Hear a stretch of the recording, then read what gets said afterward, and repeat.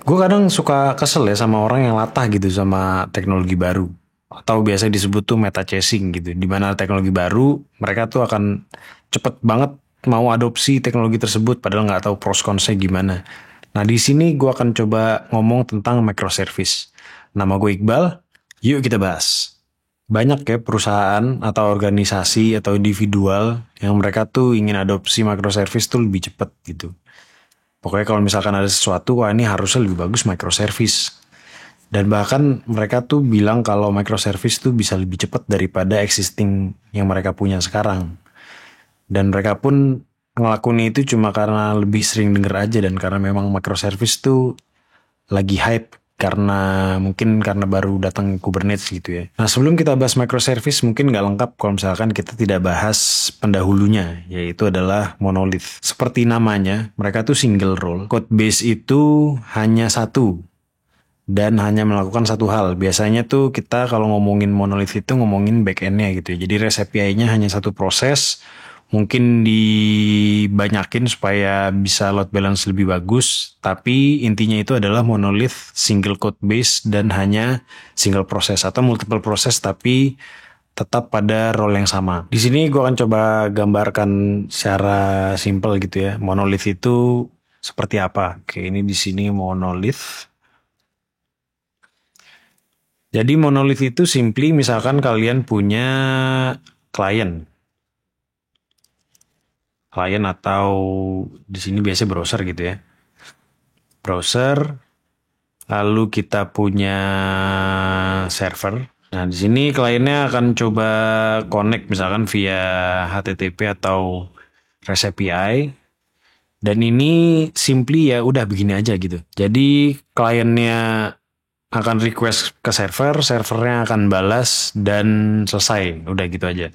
Atau ada juga yang mungkin lebih lebih distributed sedikit lah ya. Misalnya distributed ini mungkin lebih advance sedikit, cuma ini tetap namanya ya monolith. Ini klien, di sini mereka biasanya tuh ada semacam load balancer atau reverse proxy gitu ya. Langsung aja deh sebut merek Nginx gitu. Kliennya akan coba connect ke Nginx, lalu di sini ada beberapa API atau server. Nah, gini juga ada. Dan ini lumayan lumrah lah untuk di monolith yang mereka biasanya mau scale up gitu. Nah, jadi fungsinya misalkan ini servernya satu mati gitu ya. Servernya mati, ya maka akan ada server yang lain untuk serve request dari klien tersebut. Nah, sekarang gimana misalkan kasusnya untuk microservice sendiri. Microservice itu mereka punya multiple proses. Jadi prosesnya ada banyak, lebih dari satu, pasti lebih dari satu. Dan role-nya itu mereka dari tiap proses itu berbeda-beda. Mereka biasanya dipisah berdasarkan fungsinya dari aplikasi itu sendiri. Contoh fungsi dari aplikasi itu biasanya ada autentikasi, terus ada konten, atau misalkan contohnya e-commerce itu ada cart-nya, ada checkout-nya, dan itu role-nya berbeda-beda dan mereka di-deploy dengan service yang berbeda, proses yang berbeda gitu. Ini kelebihannya dengan kalian punya service yang beda-beda, satu itu mereka scalingnya bisa independen. Contoh misalkan Netflix, pasti yang paling besar itu kan di bagian ngeplay videonya ya. Jadi ya play videonya tuh bisa di scaling lebih banyak dibandingkan dari service yang lain. Dibandingkan dengan monolith itu kalau misalkan mau scaling ya semuanya harus di scaling gitu. Lalu komunikasi antar service itu mereka biasanya banyak arsitekturnya lagi, banyak pilihannya. Ada yang mereka simply request response, pakai HTTP itu ada.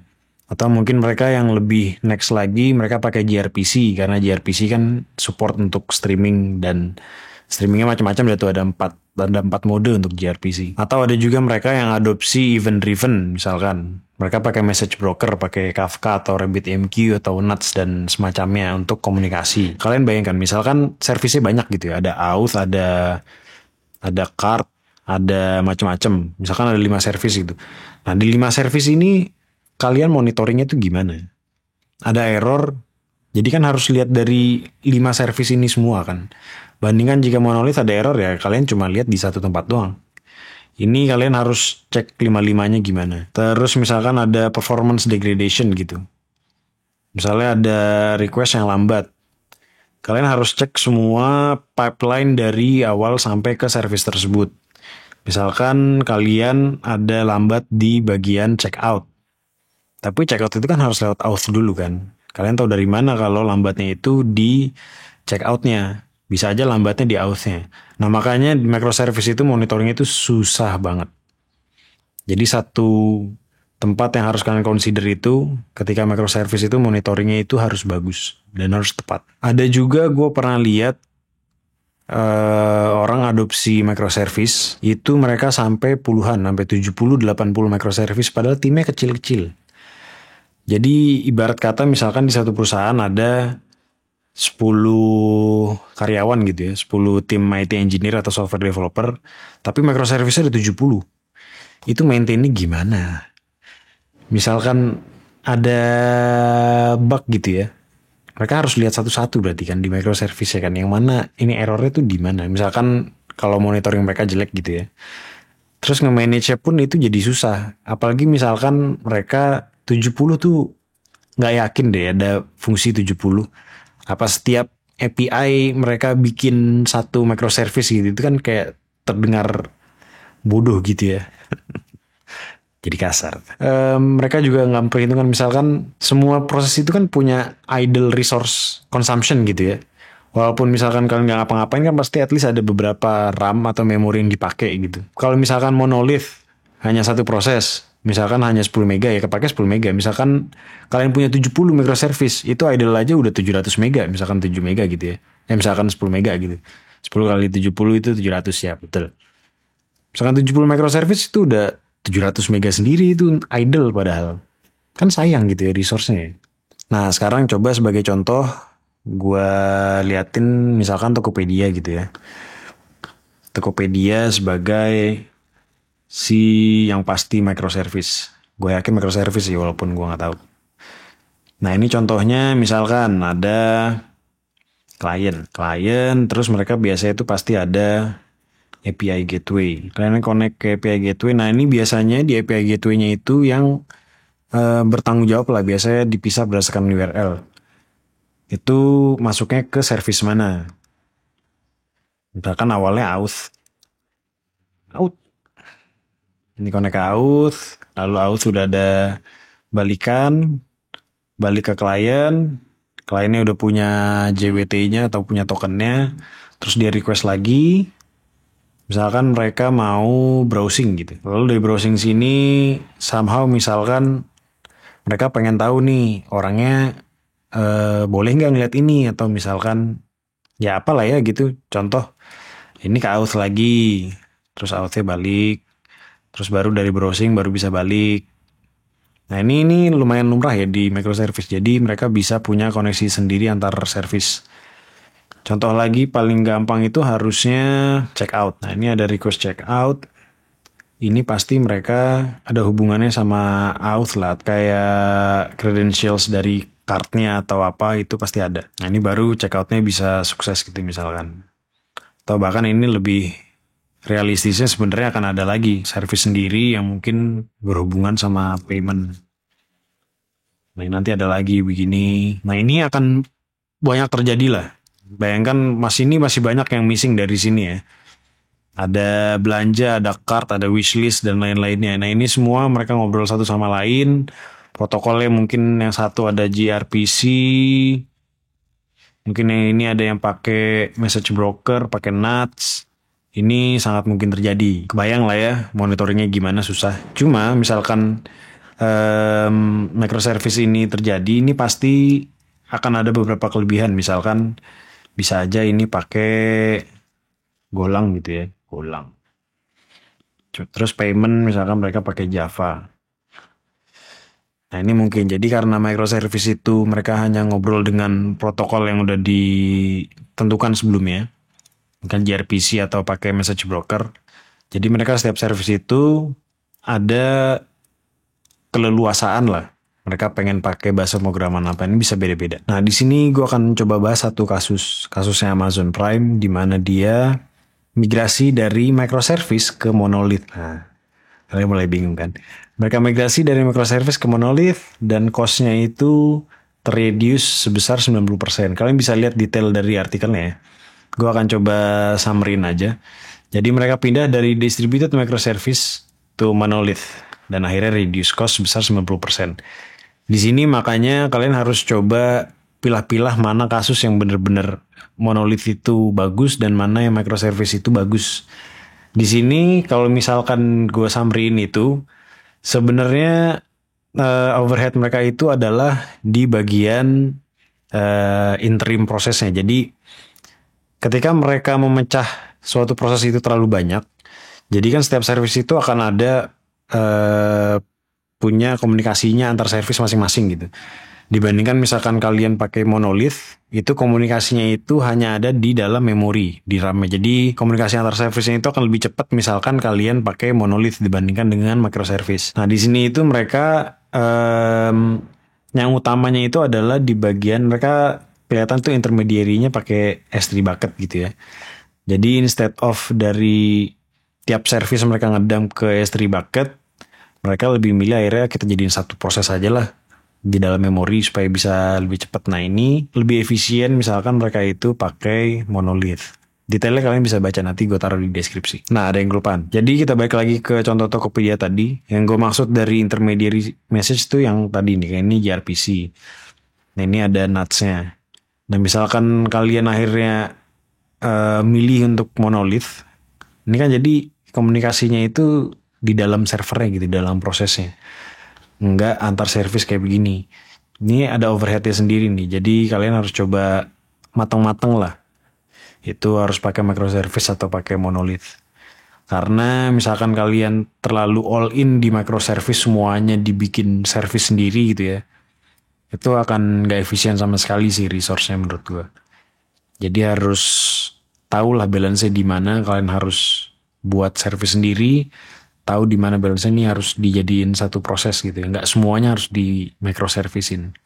Oke, sekarang kesimpulannya gimana nih? Katanya microservice itu jelek, tapi monolith itu juga jelek ya. Jadi gampangnya itu sebenarnya ya kalian pilihlah mana yang tepat untuk aplikasi kalian. Jadi jangan mentah-mentahan nih harus microservice, jangan mentah-mentahan harus monolith. Jadi kalian harus telaah dulu nih use case kalian itu seperti apa. Apakah ini lebih efisien dijadikan satu proses? Apakah ini lebih efisien dijadikan microservice? Nah kalau di kantor gue sendiri tuh sebenarnya mix and match gitu ya. Jadi ada beberapa yang memang disatuin dan ada beberapa yang servisnya dipisah. Karena di kantor gue itu banyak ada processing data. Kalau di kita itu approach-nya adalah biasanya semuanya dibikin monolith dulu.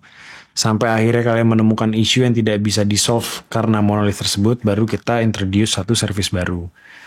Karena contoh yang tadi, processing data gitu ya. Awalnya kita pakai Python semua, tapi ternyata, wah ini nggak cukup nih karena Python lambat. Kita introduce baru, pakai bahasa pemrograman baru, misalnya pakai Golang atau pakai Java, baru itu kita kawinin sama si monolith yang Python. Kalau di kita contohnya begitu. Lalu biasanya itu microservice itu hanya akan make sense ketika tim kalian besar. Jadi misalkan kalian hanya ada 2-3 orang terus bikin microservice 70 itu nggak make sense sama sekali sih. Karena banyak yang harus kalian pikirkan lah termasuk monitoringnya dan lain-lain. Jadi misalkan kalian timnya kecil, menurut gua itu tidak perlu pakai microservice. Tapi ya again ya, tiap use case kan beda-beda. Mungkin aja microservice itu berguna walaupun timnya kecil gitu. Monolith pun juga akan tidak tepat ketika kalian punya aplikasi yang udah gede gitu ya. Aplikasi udah gede, mungkin code-nya bisa sampai puluhan ribu atau ratusan ribu baris gitu ya. Nah itu monolith pasti udah susah di maintain-nya. Karena bayangkan misalkan kalian nemu bug gitu. Itu kesian banget itu developernya pasti harus nyari ini bugnya di mana dari ratusan ribu baris itu kan nggak make sense juga gitu. Makanya kalau misalkan udah gede ada baiknya itu mulai dipecah-pecah supaya tidak menghambat lah. Deployment speed-nya pun juga pasti kalau monolith besar itu akan lebih terimpact gitu ya. Karena misalkan contoh kalian pakai C atau C++, begitu itu besar line of code-nya, terus complexity-nya udah mulai gede, itu pasti compile speed-nya akan makin jadi lebih lambat. Kalian juga harus perhitungkan misalkan kalian akhirnya pakai microservice gitu, kalian pikirkan juga matang-matang bagaimana microservice itu berkomunikasi. Karena ada hubungannya sama monitoring juga. Biasanya tuh di microservice akan ada kayak suatu ID lah, trace ID atau semacamnya dari suatu request yang di awal supaya troubleshoot itu lebih gampang. Jadi misalkan kalian ada REST API gitu. REST API terus di generate ID random. Nah jadi ID random itu akan diterusin ke semua microservice yang dituju lah untuk menyelesaikan satu API request tersebut. Jadi misalkan ada yang error atau apa, itu troubleshootnya lebih gampang karena sudah ada ID-nya gitu ya. Biasanya sih kayak di OpenTelemetry gitu udah built-in sih. Jadi misalkan kalian merancang microservice, please banget monitoringnya dipikirin dulu. Nah mungkin segitu aja dari gua bahasan kali ini tentang kenapa kalian jangan pakai microservice. Rules of thumb-nya sih menurut gua ya, misalkan use case-nya masih sedikit, untuk percepatan bolehlah pakai monolith dulu. Nanti misalkan di tengah jalan ada kesulitan, itu bisa dijadiin microservice karena microservice itu sebenarnya nggak sesuatu yang harus ditentukan dari awal karena bisa aja dipisahnya tuh kecil-kecil gitu. Jadi untuk fungsi tertentu, nah ini kayaknya nggak bisa nih kalau dijadiin satu code base-nya kita pisah dulu deh satu fungsi ini. Nanti baru satu fungsi ini dipisah. Itu perlahan pun bisa sebenarnya. Nggak harus dari awal langsung. Oke, kita harus nentuin apakah monolith atau microservice. Misalkan kalian nggak yakin ya coba ya monolith aja dulu. Oke, segitu aja dari gua. See you at the next video.